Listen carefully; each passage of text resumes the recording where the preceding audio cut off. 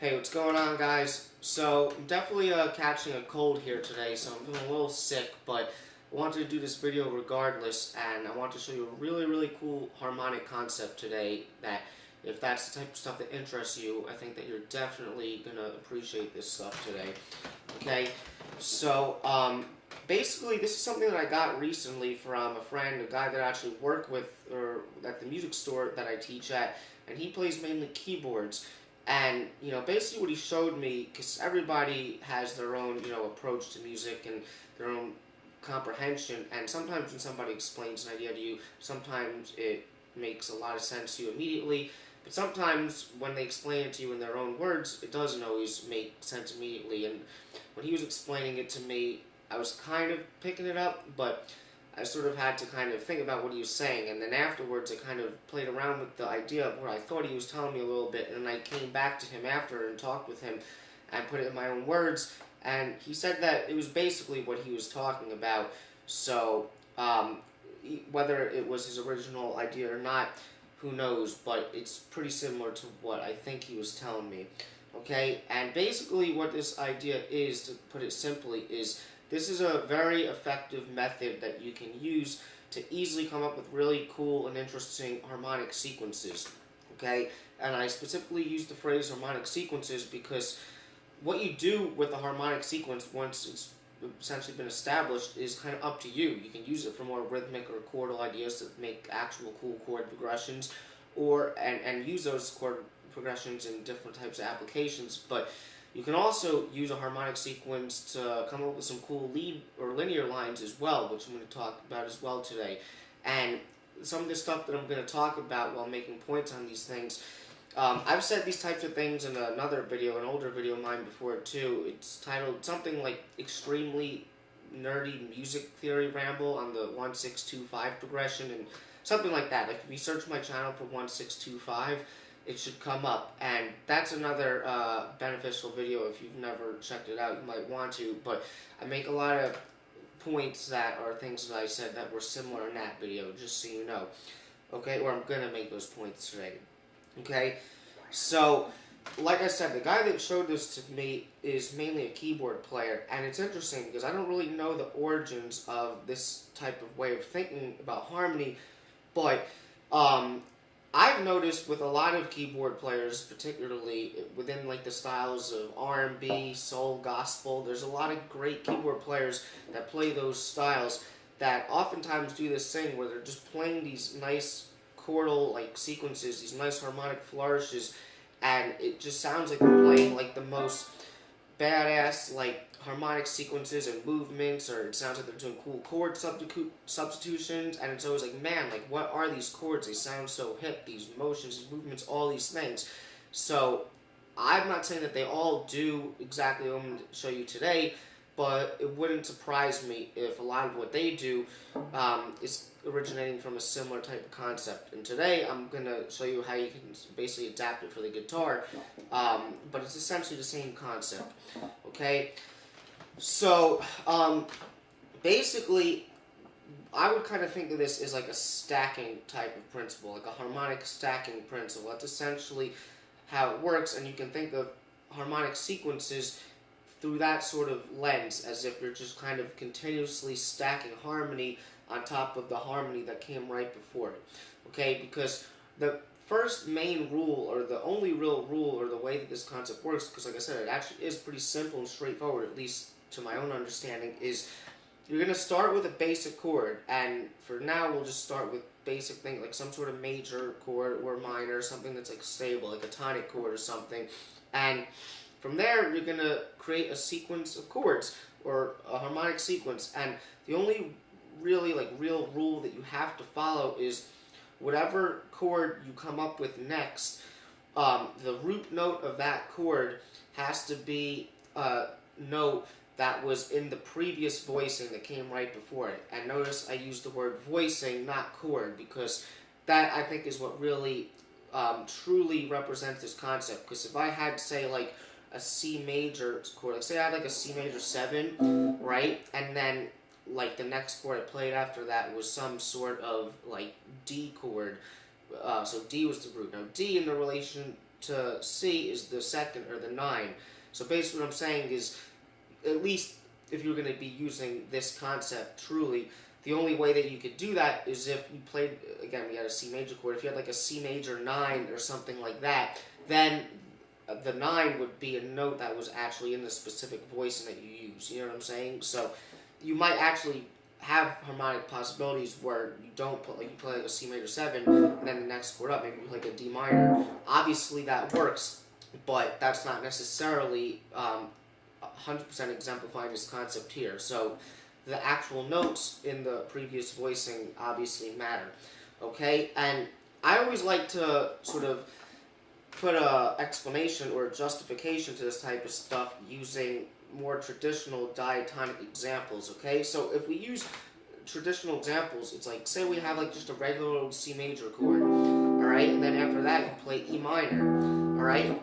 Most of us know that E minor is related to C major anyway, but essentially it's like you had C, E, G, and now you're stacking, moving from that, E, G, B, and you're just kind of stacking thirds on top of it. So it's, in an abstract sort of way, that's how you can sort of justify this as why it sounds smooth, because it's like you already had a harmonic stack, and now you're essentially stacking on top of that.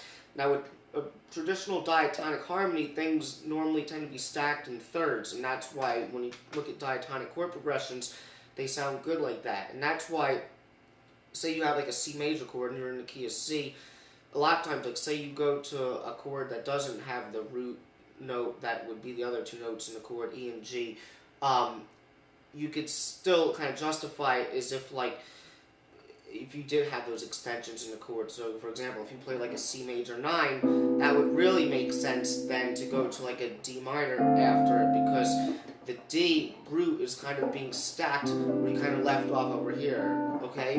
Or even if you had, say, like, just to show you some interesting things, if you had like a C major add 11, which is an interesting chord, you know, because there's the 11 in there, the F, I can play something like either an F major, you know, but a 1 to 4 is pretty common anyway. You can even do something like F minor, okay? Now that's more of like a minor plagal thing, going, like, doing it backwards, but you can almost justify it now because you already had the 4 in the previous voicing. So in a way, that's how you can sort of justify it as being smooth, okay? But these are more close to diatonic examples. The true beauty of why this can be really cool is because you can use this to generate some cool, more non-functional type sequences. Okay, now here's the thing. Using a root note that was part of the previous voicing, that is the only rule, but you can't just pick any voicing that you want with that root in mind. You're definitely going to have to do some experimenting and trying to find things that work, but at least figuring out like what the next root is going to make coming up with these harmonic sequences a hell of a lot easier, because that is a big part of it. Like, what is the root or the theoretical root of the next chord that comes in the sequence, okay? But you will have to do some experimenting, and if you know things about chords, this shouldn't come as a surprise, but like, I got some examples for you today, but a lot of times you're going to find that a lot of types of suspended chords or dominant 7 suspended chords work, because those are chords that typically sound very stable, but they're also nice and smooth and even, and even though it doesn't have to move away from a dominant 7 suspended like the way an altered dominant would, because an altered dominant sounds very tense, so you know that you can move after that. But a dominant 7 suspended, it could either stay like on that chord stable, or it can move around, say, to another dominant 7 suspended, and it could sound very smooth, because those are very smooth types of chords. So you'll see, even with the examples I have today, you know, you're probably going to find that a lot of types of different suspended chords are going to work, but they're not the only chords that work. You can find all types of chords as working. You just kind of have to experiment, okay? So I'm going to show you 2 examples and some things that you can do with this. So the first example that I came up with, I'm going to just play it first, basically, and it's starting on C major.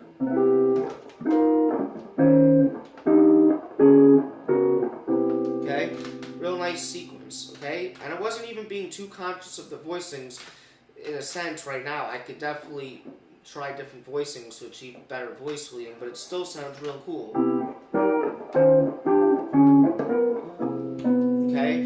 So we're gonna look at what this is, okay? So like I said, I started on C major 7, no extensions or nothing, okay? Now the next chord I have is this like G minor 7 with the flat 6, almost like an Aeolian or even Phrygian type voicing. I would say more so Aeolian because the Phrygian would truly be signified by a flat 9. And this works because I'm starting on G, which was the 5th of the last chord. Okay, so already we have an interesting sequence because if we thought of C as our tonic, we're going for like a 5 minor, which isn't normal in a major key. So already you have an interesting movement, but you can still sort of justify that it sounds smooth because it's continuing to stack on top of a note that was already in the previous chord, which was the 5th. So it sounds nice. Okay, now from here I go to this, which is E flat 7 with the sus9 and the 13. Okay, and this works because in the previous voicing the flat 6 was E flat, so that's the root for the next chord. And already you can see how this is cool because the next chord that I'm choosing to stack on top of the previous chord is using a root of one of the more color tones. I use the flat 6 as opposed to maybe using like the 3rd or the 7th, you know what I mean, or even the 5th.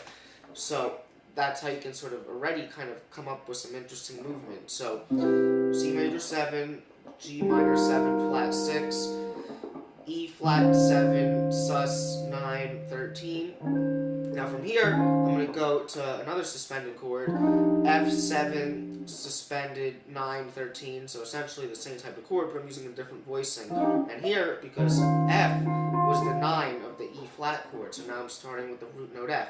Okay, and this is also dominant 7, sus 9, 13, but the voicing is different here. Okay, now from here I'm going to this, D major 7 sharp 11, very basic Lydian voicing. Okay, and this works because we're starting on the 13 now. Okay, so the last one we used the 9 as our root of the next chord, but now we're using the 13 because F, the 13 in relationship to F, is D. So D is our next root. And here I used a major 7 sharp 11, which is definitely more of an interesting sound. Okay, that would be one that would not as commonly probably sound good as sus 9. So like I said, the suspended chords sound very stable, and a Lydian chord in a way is stable, but you'll find more often than not that it's easier to find dominant 7 suspended chords that work than, say, like a Lydian chord, okay? But it works here. It sounds nice. Okay, and then from there, I'm going to this, which is D flat 7, sus 9, or sus 4 with the 13. Okay, and the D flat comes from, it was the major 7 in the D major 7 sharp 11, so that's the root of the next one. Okay, so another suspended chord, and then from there, I'll just go back to the beginning. Okay, so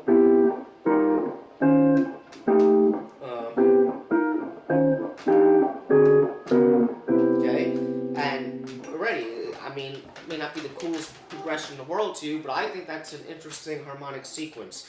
And although I had to experiment around with what voicing sounded cool to me, it didn't take a lot of thought because the roots, I mean, you have options for the roots, but in a way they're already being predetermined based off of what you pick.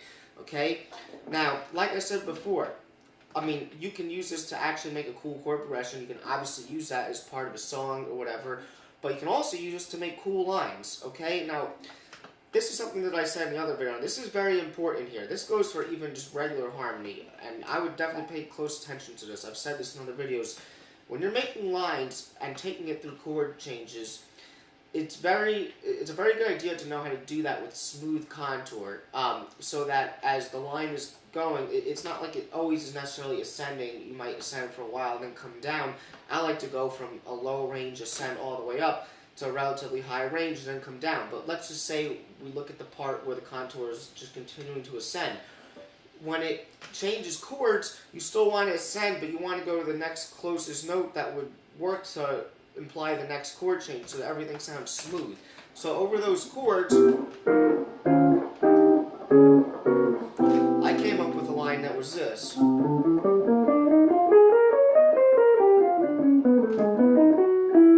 Right?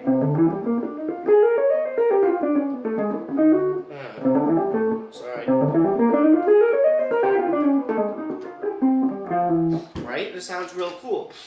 kind of break it down real quick, for the C major, I just played a 1, 2, 3, 5.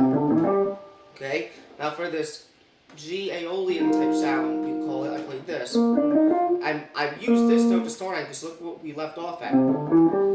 This was close to the next last note that would really be used to imply the next sound. And I played, and those notes over that chord, I mean that's the flat third, that's the fifth, and that's the flat sixth, which was an important note in the last chord. And then just basically ascending the scale from there to the flat 7. So that works really well over that chord.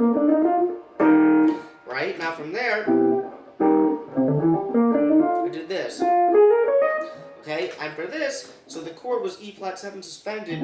I like to relate them to the companion minor. So if this is like your 5 chord, E flat 7, the 2 would be B flat minor.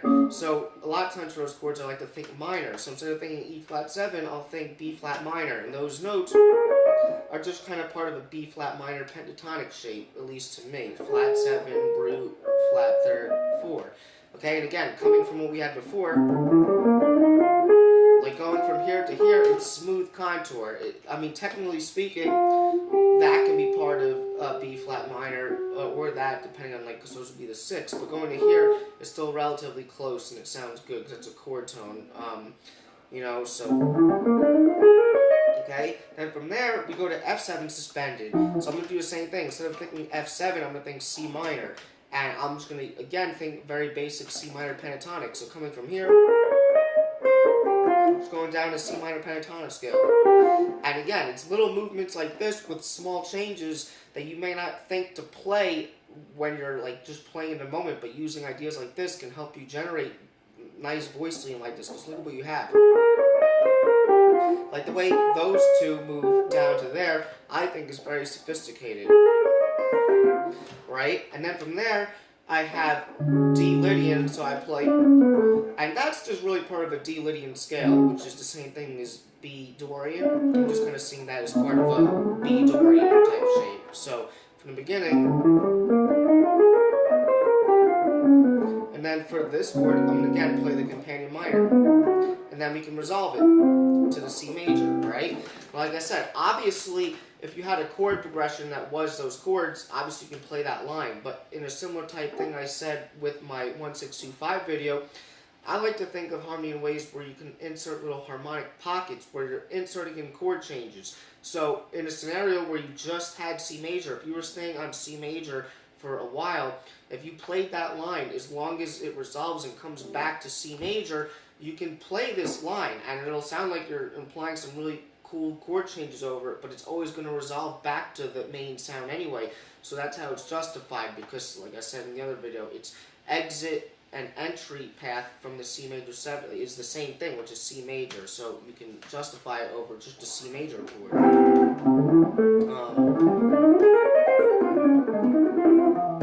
You know, and it sounds real cool. Nice line there. So that's the first example, okay?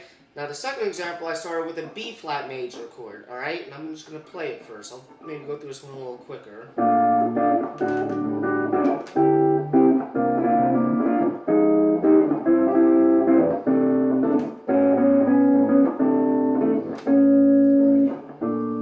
Okay, so here's what I got. And again, in this one there's a lot of suspended chords too. And I'm going to go through this one quickly. B flat major 7, and I go to this, which is basically an A flat 7 sus 4 with the 13. The root is A was the major 7 in the last chord. Okay, from here I go to another suspended chord. I go to D 7 sus 9 4, so it's at the 9 and the 11. Okay, and D was the 4th in the last chord. So now that's the root. Now I'm going to go from here and just move it down a whole step to C 7 suspended, and the C root is coming from the last chord. It was the flat 7 in the last chord. So now it comes down, we're stacking on top of that. Okay? Now from here, I have this F, the 11 in there, so that's going to be my root for the next chord. And I'm going to play F minor 7 9. Okay? And that's almost like a 5-to-1 thing anyway, which sounds nice. So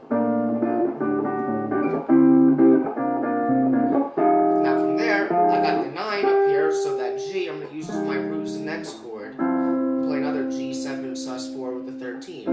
Now from here, and this is like a 5-to-1, the 4 is C. So what I'm going to do is I'm going to play a C6-9. And I picked that voicing for a reason because of what I want to play after that. From here, I play this. And this is basically a cool way to make a nice flavor of a major chord. It's basically, I'm thinking of this as a sus2 triad over a bass note. It's basically like B sus2 over A. But over A, I mean, that's the 9, that's the 3rd, and that's the 6. So it's basically like an A6-9 type thing for a nice flavor. And then I actually go back just because for composition reasons it sounds nice. So I go, it's nice because you have some sort of parallel movement of major chords, C major going to some sort of A major. So that's that one.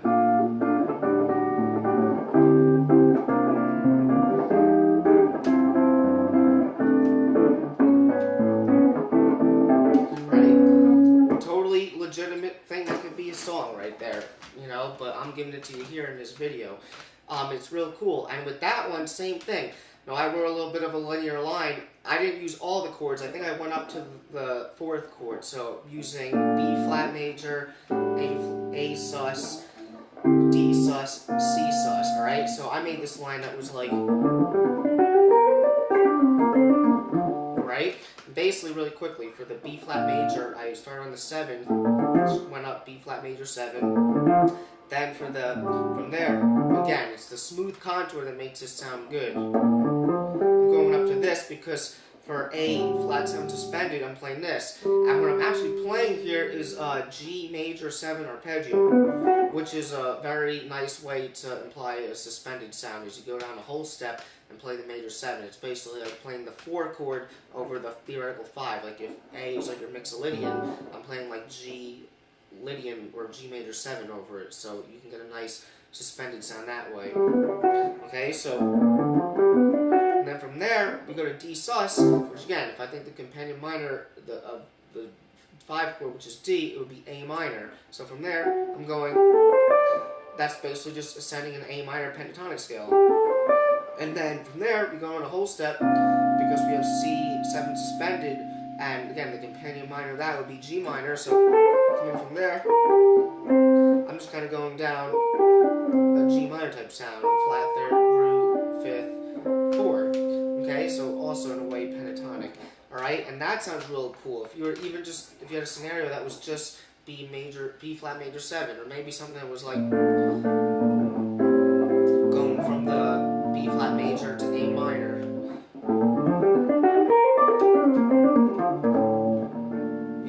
It's a very nice line. That part sounds real cool.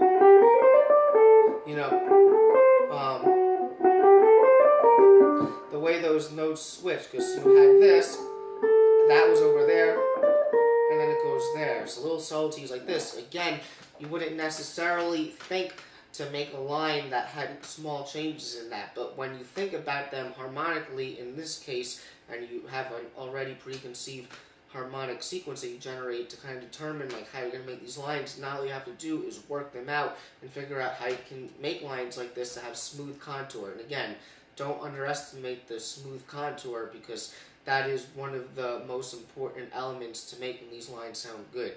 Okay, so again, you can see how once you have these harmonic sequences generated, you can do what you want with them. You could make chord progressions, or you could make more so linear, like lead type melodies. But again, the possibilities of what you do with them are endless. It's just the basic method is a very good way that can help you come up with some cool chord progressions. Okay, so like I said at the beginning of this video, if you like harmony, you should really probably enjoy that a lot and play around with this idea a lot, because I guarantee you can discover some really cool chord progressions. So that's about it for today. I hope you enjoyed that, and I'll talk to you soon.